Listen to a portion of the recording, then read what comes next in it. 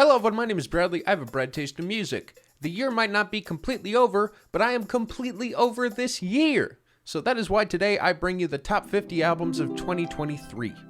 I'm also including EPs in here because I'm going to not make a list for the 3 EPs I listened to. Alright.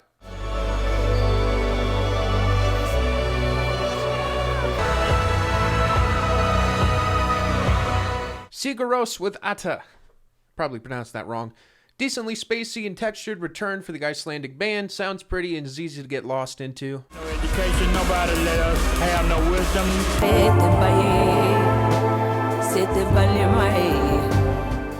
Lonnie Holly, Oh Me Oh My. One of the most charming and wholesome listens from a man in his 70s, giving it all he has. Smooth and full of soul. Fresh cut, lined up his hair clean. It's not a fair game. Can't trust how they move in this side. We ain't gonna never die. We ain't gonna never. Number 48 is Nas with Magic 3. Yeah, I don't think it's his best album that he's released in the modern era, but I still think that it's really solid and still inspirational, decent rapping from Nas.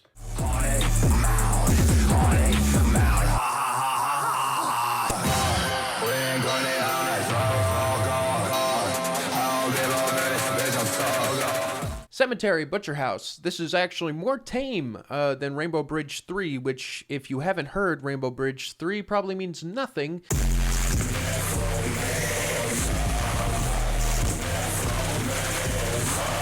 As the sound is still brutal as all hell and a lot of fun.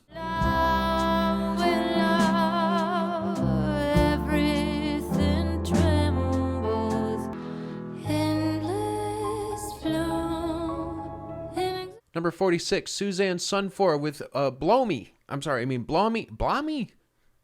Suzanne is back, and I was anticipating this release a lot as I loved her last release that was in 2017, and I'm happy to report that what made her charming back then, when I first discovered her, is still alive and well. It's a very good return.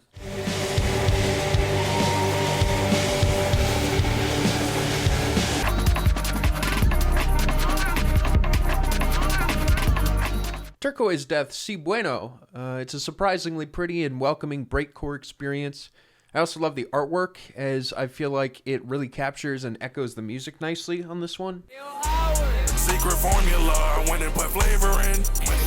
I do not fuck with no plugins, I can't let no haters in. Number 44, Cash Crabs and Oddwin with The Krusty Pack. Yes, it's a 3-song EP, but I think it's one of the best novelty projects of the entire year and is worth a shout out, as I think that is actually one of the only SpongeBob related projects, which many came out this year, that isn't complete trash.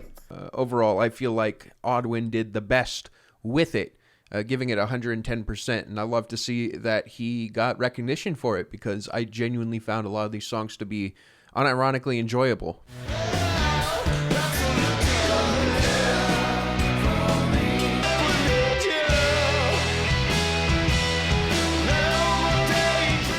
Queens of the Stone Age and Times New Roman. This album has some really solid highlights, and I feel like it plays into its strengths more often than not, so I think it's worth checking out and kind of picking and choosing some favorites.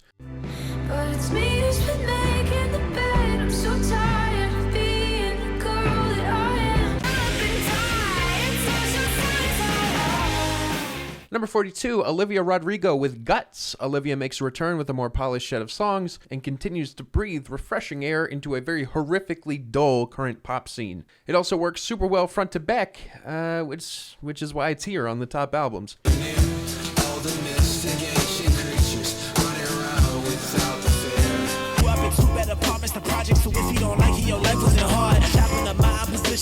Number 41, Scuba Diver, Double Rainbow Land. So this one I listened to very recently. It kind of feels like Avalanches meets a more modern style of kind of underground hip-hop in a way. It all flows together really smoothly, and it's a shockingly good sleeper hit of an album. Highly recommend. Sorry to the guys I had to hide. Sorry to the girls I had to lie to. She could ride my face, I don't want nothing in return. Her body count and who she fuck ain't never my concern. Tyler the Creator, Call Me If You Get Lost 2. Tyler's B-sides are great. He has the punch and charisma to pull this shit off with ease as per usual. I ain't seen the bottom yet. I ain't seen the bottom yet. That Belafonte coughing off that Uptown Church, that brew day. I went to the ends of the earth, sunburned black as palm. Number 39, Arm & Hammer, We Buy Diabetic Test Strips. One of the most obscure Arm & Hammer releases that I've heard thus far. Just saying a lot since they just released a project with The Alchemist. It is back and forth, front to back bars as you would expect, but with some cool experimental production to spice things up a bit. I don't dance, I just float. I don't dance, I just float. These niggas about to make a whole lot of money. Number 38, Janelle Monáe, The Age of Pleasure. I listened to this one when I was in Hawaii. I enjoy this side of Janelle a lot, actually. Way more than her last project, as this just feels like a much more fun and loose expression with very solid hooks.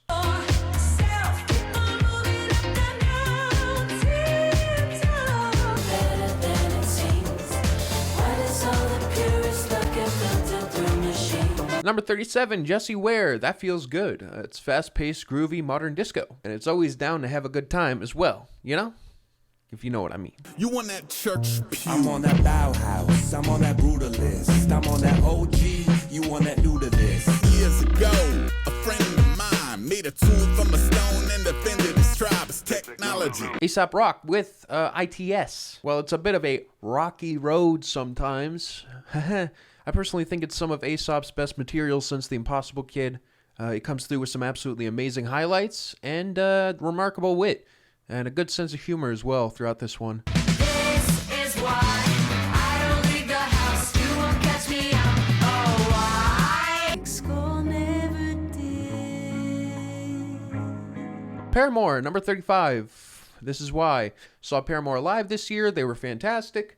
While the previous album was kind of recontextualizing many depressed and anxious feelings into danceable tunes, this feels like a more diverse and interesting dissection into the ideas explored on that album. So, yeah, it's a great album. It also sounds great as well.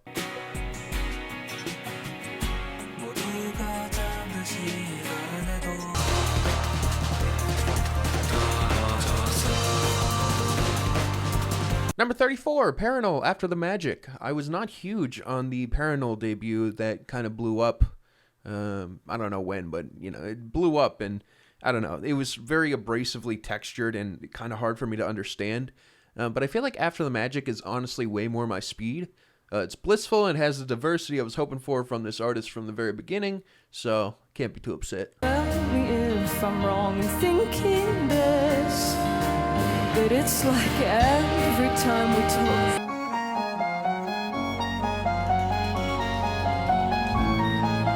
Number 33, the only live album on this entire list, Black Country New Road live at Busch Hall. Upon the lead singer quitting the band, I was nervous about the direction these guys would essentially take. And yeah, I'm happy to see that with this live performance, it seems that they're going to be doing just fine, as this project is fantastic.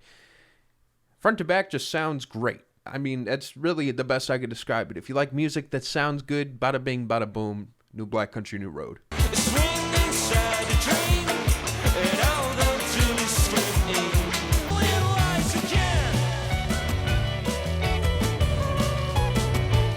Number 32, Squid, Oh Monolith. It's a bit of a shuffle in terms of ideas from Bright Green Field, the previous album, without really any quality loss in the process. So yeah, band continues to kick ass. The sound is rich. It's very intense. Pretty much what I expected, but I expected it to be really good, so that's why it's here.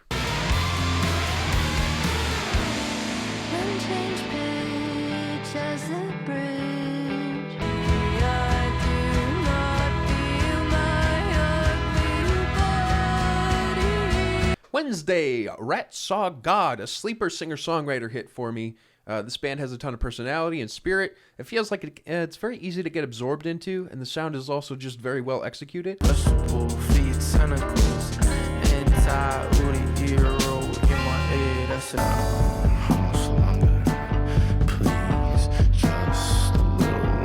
Number 30, Slauson Malone 1, Excelsior. Excelsior? I'm probably screwing that up. Anyway, Slauson continues to release music that feels like it should not work together, like it makes no sense. But only if you're not looking at the bigger picture. They're very much a big picture type of artist, especially with songs ranging between 27 seconds and 5 minutes. It'll have you scratching your head at some of these tracks, but it's fun to solve it to try to get the bigger idea of everything. Work so hard, I deserve to not give a fuck. Feel so good getting hit while I titty fuck. I'm a nut, anybody wanna get a nut? The other day, I tried look the other way, but you clocked me eyes locking. I didn't know what I should say. Number 29, Slow Tie with Ugly. This album has one of the best album openers of the entire year. And it constantly feels like it's tugging at itself emotionally and just kind of grinding itself out of every last bit of passion. In other words, it is intense, but also extremely rewarding, especially on returning to it. They do it, don't need a cam. This right here, my new modern jam. I'm on fire, the new Burning Man. She ain't even really my type in out here. She been losing herself to the night shift. Number 28, we have Travis Scott, Utopia. I'm very happy that Travis took a much more experimental approach with this album. It feels like he really wanted to reinvent himself artistically with this, basically through any means necessary. I feel like the end result is just as large. And ambitious as you would want for a Travis project that was hyped up for as long as this one was.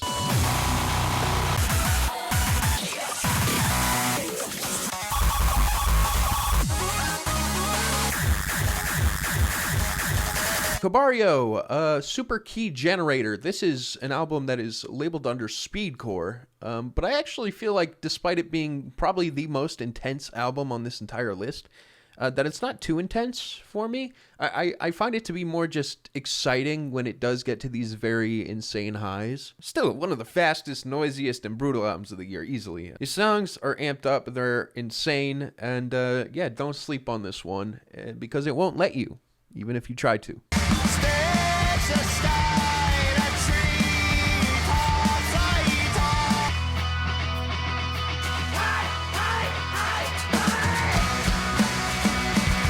Home is Where, The Wailer. It's a Midwest emo album with all the charm and comfort you could ever expect from a modern Midwest emo album. It has a sound that doesn't get tiring, and it has a bunch of powerful emotional peaks. Oxytocin flood, red mud ran out the hills like blood. Glistening water bug on clean counter. 2200 in my shoe, Jay-Z in the disc man, 2 grams in the wood, toss it in the canal if it starts your canoe. Number 25, we got our top 25. Billy Woods and Kenny Siegel with Maps. These two are at it once again, and they bring the absolute best out of each other. These two are at it once again, and they bring the absolute best out of each other. Kenny's production is absolutely made for Billy Woods' very blunt and confrontational style of rapping. And yeah, Billy Woods is just continuing to press out quality every single year. So yeah, no surprise that this one ended up being as good as it is. It also has some good features as well, and it never feels like it stays on one idea for too long.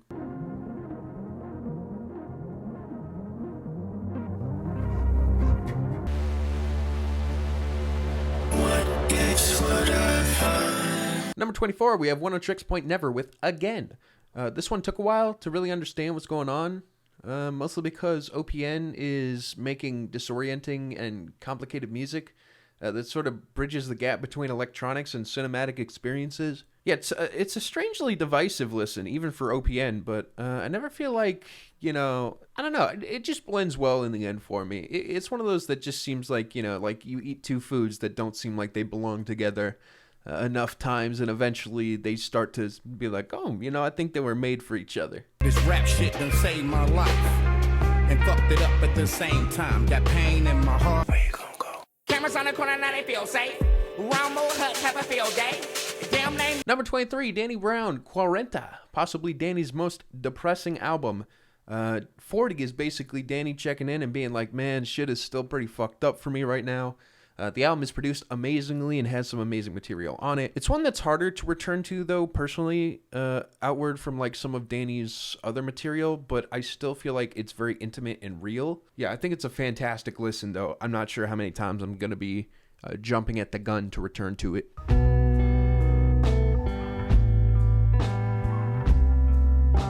If I start sinking, I'm probably overthinking. King Cruel with Space Heavy. It's possibly my favorite King Cruel project yet. The melancholic sound that I'm used to from King Cruel here feels like it's complemented very well, with the jury instrumentals kind of just dragging it along. It also has some of Archie's best writing that I've heard on a King Cruel album, and I think it's just an overall improvement from what made their previous work so interesting.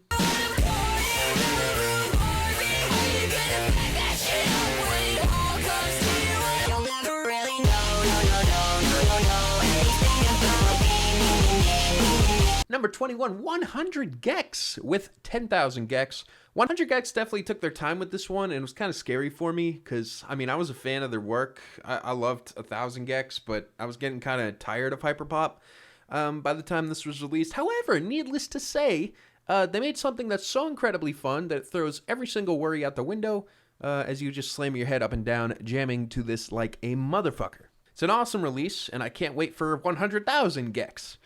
But until then, I'm going to be bumping this one. Don't feel pressured.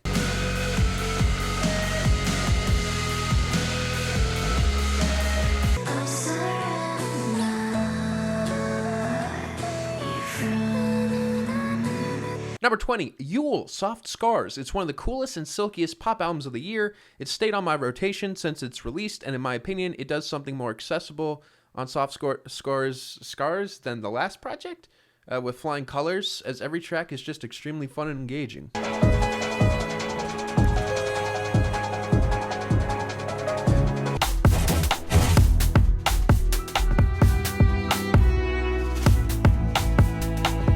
Number 19, this one was sent in by Hexobyte this year. It's Cohen Sound, led by Ancient Light. It's one of the best electronic albums of the year, for sure. It's a combo of EDM and ambient that also uses natural instrumentation to make it feel even more rooted in reality, kind of bridging the gaps between the two worlds. It's a wildly ambitious sleeper hit from this year. Would not miss it if I were you.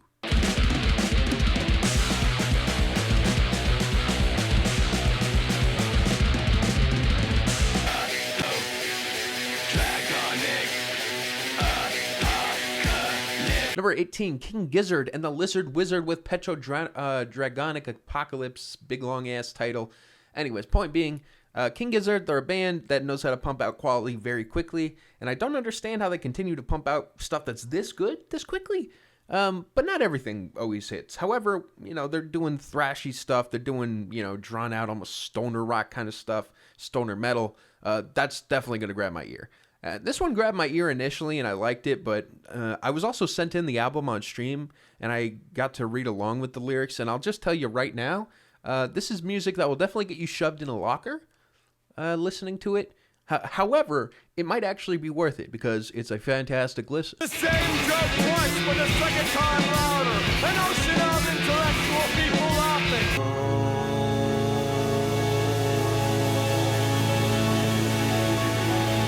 Number 17, Sprain, the Lamb is Effigy. I promised you guys I would listen to this one before the end of the year, and I did. Everyone was like, hey, you should listen to this because you like swans, and I'm happy to report that they had a point. It's large, it's drawn out, ambitious, and very self-indulgent. Also extremely loud at points, to make sure you're still paying attention. Just like this. Just kidding, I would never.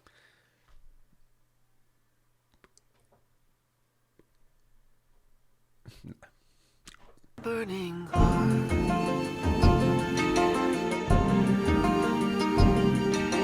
Hold me closely. Hold me tight. Number 16, Sufjan Stevens, Javelin. One of Sufjan's most deceptively simple projects, but that's where most of the beauty lies, between the lines of this gorgeous 10-song sweet serenade, adding yet another major win in Sufjan Stevens' extremely strong catalog of work.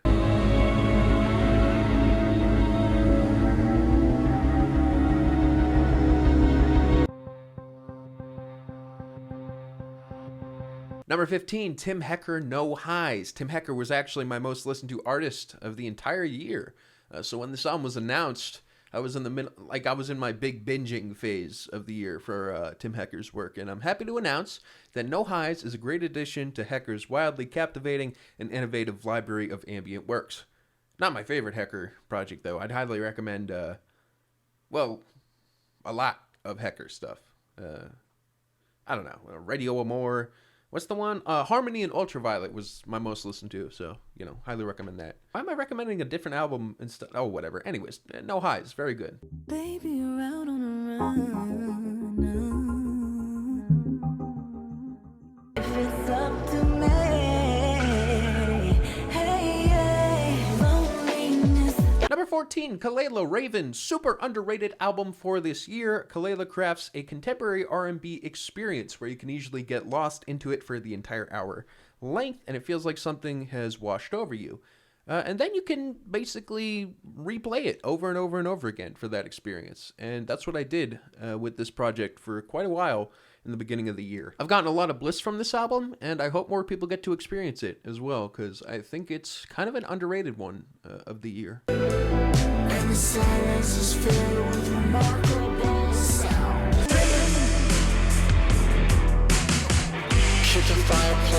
Number 13, Lil Yachty. Let's start here. Lil Yachty came through with one of the biggest subversions of expectations from a hip-hop artist ever. A full psychedelic rock album from the mind of Lil Yachty. And the craziest part is, it actually works. It all works so incredibly well. It is well polished, psychedelic, and oddly beautiful, and might be the most fully realized rap to rock switch up of all time, to be honest with you. And hopefully it's just the beginning for Lil Yachty with this. I'd love to see what he works with next, as this was just such a huge change.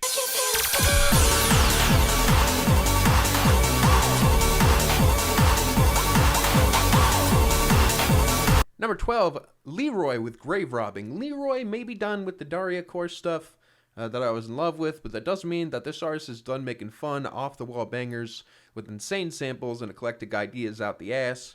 Grave Robbing runs like a DJ mix of sorts, with familiar sounds remixed and recontextualized in some really grand and fascinating ways that Leroy hasn't, well, I guess, done in this exact way, which I appreciated. I really hope that this project continues, because it has been some of the best, most fun music of the decade so far.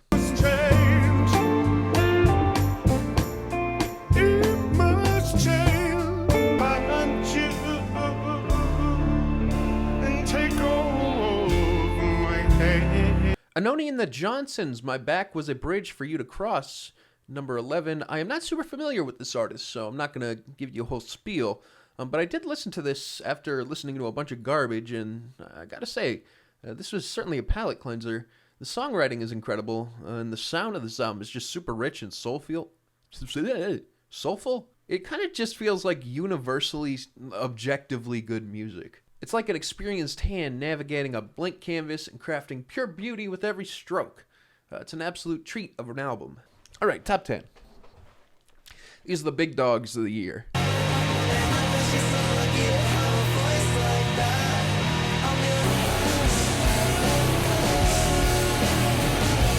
Number 10 is Jane Remover, Census Designated.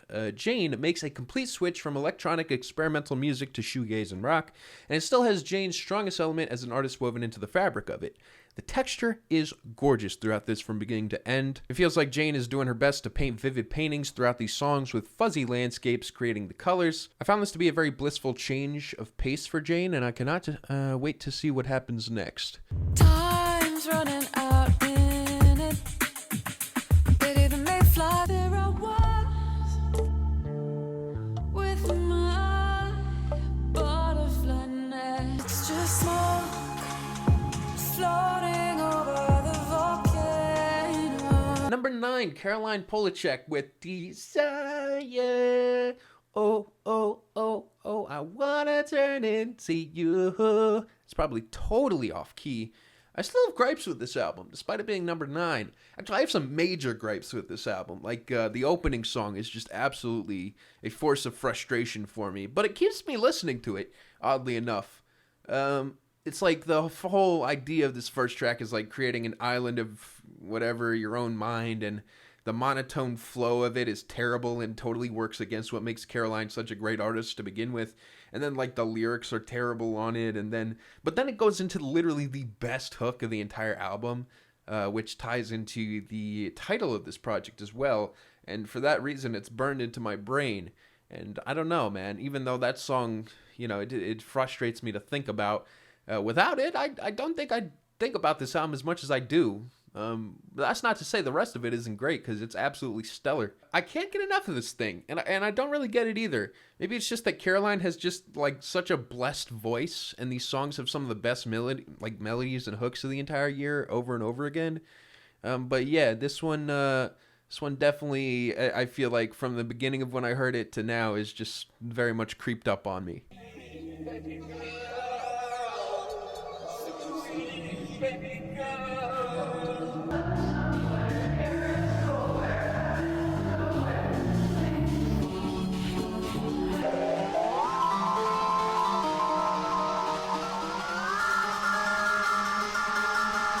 Number 8, Many Tiny Boxes with Many Tiny Boxes. This was the final album I listened to before making this list. And wow, I'm glad I didn't miss out on this. I said I was going to listen to it before the end of the year, and what the fuck? What is this? I don't know.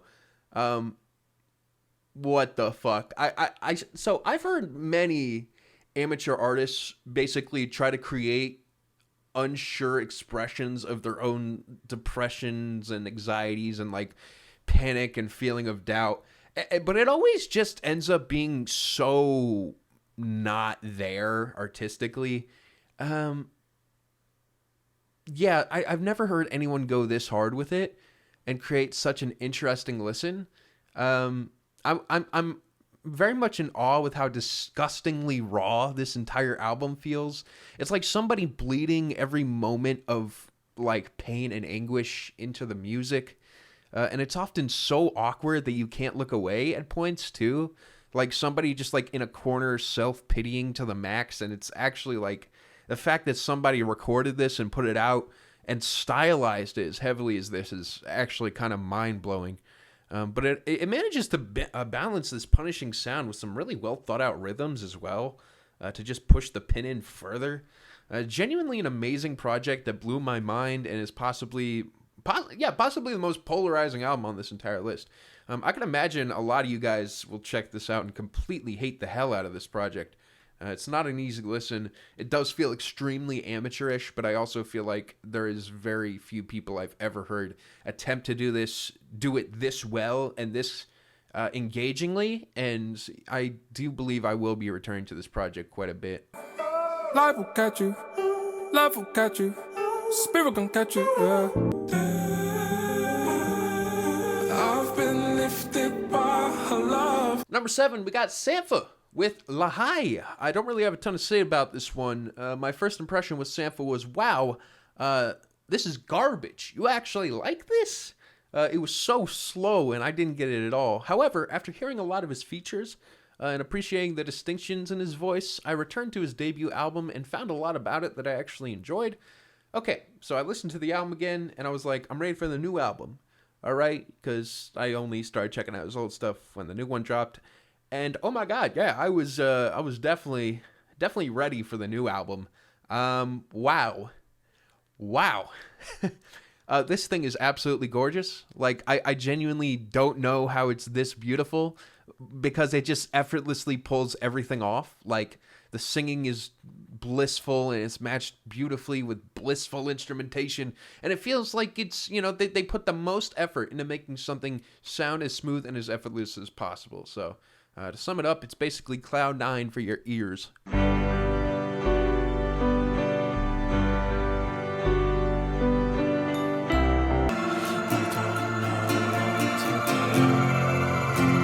Number 6, we got Black Market Cart with Today I Laid Down. This is one of those that I really appreciated when I first heard it.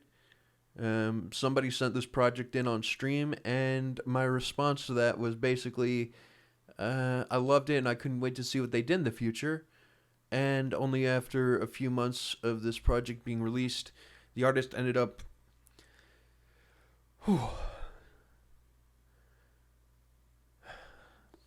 You know what? I don't want to talk about this one. I got a video on it. I'm just going to say that this is going to kill the mood of the entire video if I keep talking about this. But this one, I feel like with what happened with it, very much recontextualized a lot of what it was talking about. And I already thought that the sound was brilliant, but I feel like recently the entire experience has very much clicked for me. Yeah, and... I'm just going to move on and say that this one's rough. This one's hard to talk about. Yes, heaven can erase the blackness from my heart, and it's bleeding over. Number 5, model/actress with Dog's Body. This album is uncontested the best debut of the year. Honest, like this thing is insane. It's noisy, it's self-indulgent, I'd even say the word masturbatory. It's charming and it's groovy as all hell. And I felt like I felt things listening to this that I've never felt before with an album. And it's a fucking debut album, on top of it. The potential to outdo this and make something even more funky and more wild and even more refreshing is there, but it's already a great release. It's so much fun, and it's hard to really ever expect more than this for just how remarkable it is.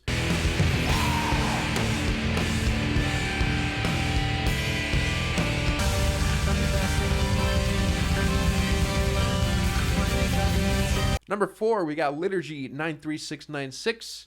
Liturgy is back with an absolute masterpiece. This is the longest album that I've heard from them. I don't know if they have anything longer, but it just feels like with the previous projects, this is like just by far the largest. And it feels like you're going down a hallway with endless corridors. And one of the big reasons for this is that there's a lot of instrumental pieces that kind of pad out the more large and like just very abrasive moments. Yeah, and it's just incredible. It's so ambitious. Like, there's so much impact to these tracks. They feel larger than life, and the album basically has everything that you would want for a project like this, that you would want to, like, basically take you to another world. It's a fantastic release. It's so much fun, but also it's just very emotional and just intense in every way. So, yeah, definitely deserving of the top 5. But when you die, you are going to hell.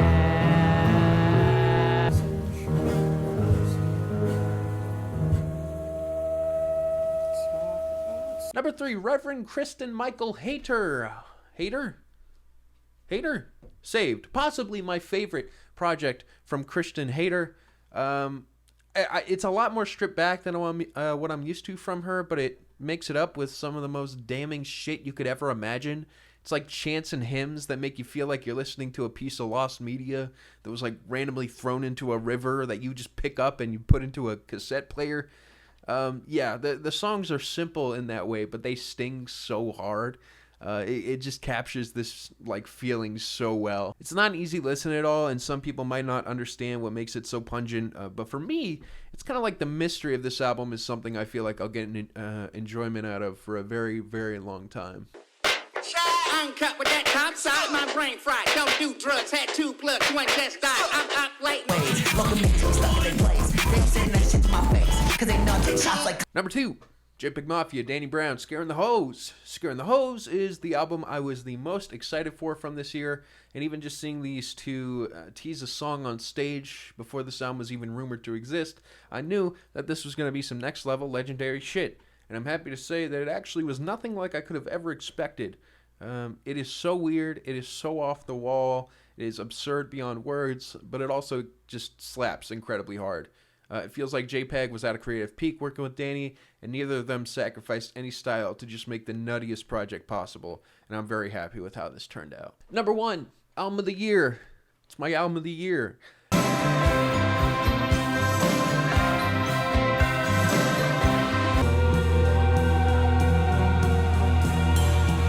Give me more. Give me more. It's Swans the Beggar. I know, boo, Swans does. Listen, I too was not wanting this to be my Album of the Year because, of course, New Swans album is Album of the Year, you know. Oh my God, how predictable. But, wow, I love this thing. All right, I fucking love this thing. It's basically everything I could have hoped for. It literally is like the final chapter in the new era of Swans music. Like, it feels like the depressing, sad, and like crushing ending to the last 4 projects. And it feels especially like this with the 43-minute track at the end, where it's like these songs are almost being like played like a deja vu in your head, and they're like clashing together, and it feels just very real, like a very real thought, kind of compartmentalized into a song, and it's insane. I also feel like the rest of this album has some of Swan's best writing, period. Listen, this one, it's a really slow project, and I can understand people who aren't familiar with Swans not really getting this at all, but I've also had people who've listened to this album who I thought would get nothing out of it, who absolutely loved it. So it immediately clicked with them. Maybe it'll click with you like it did with me. Ladies and gentlemen, that is it. That is my top albums of the year. Tell me in the comments what I missed. I know I missed a lot. Listen, all right, I'm aware. But I did try to get to everything. At least like the big ones that I missed. But yeah, there you go. Make sure you like the video, subscribe. I just want to see if it does the thing where it lights them up at the bottom. I usually wouldn't say that, but I heard that's a new feature. So, like and subscribe, blah, blah, blah. All right, get me the fuck out of here.